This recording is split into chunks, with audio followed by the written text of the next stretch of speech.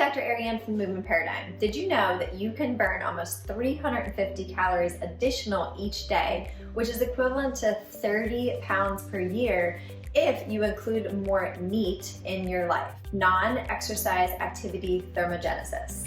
NEAT is essentially defined as any other type of activity that is outside of your purposeful physical training. Think of this as the energy expenditure related to your daily maintenance of your body, your leisure activities, your occupation. So all of the things like outside of that intended physical 30 to 60 minutes at the gym, for example.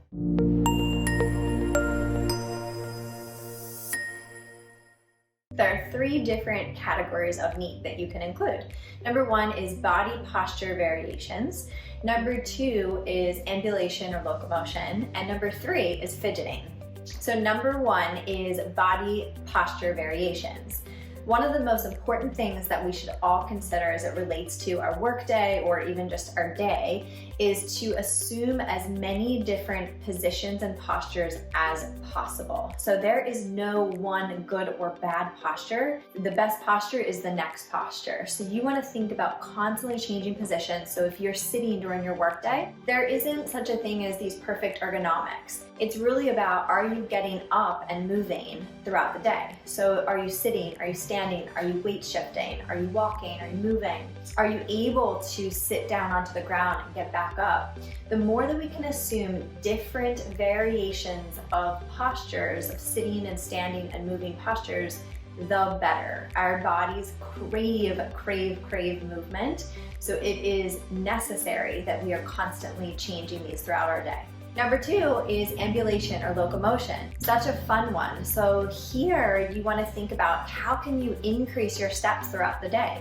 So if you want to use a Fitbit or something like that and you're calculating 10,000 steps a day, awesome, use that as a monitor. But think about how can you begin to add steps into your day. And let's not forget about other locomotive patterns like crawling, for example. There's lots of different variations of crawling that are really powerful. Skipping is a locomotive pattern. So any ways that you can begin to really reinforce one of our most powerful movements in our body, which is walking. It's the most powerful assessment of movement efficiency. So the more you can begin to increase steps and dynamic movement throughout the day, the better.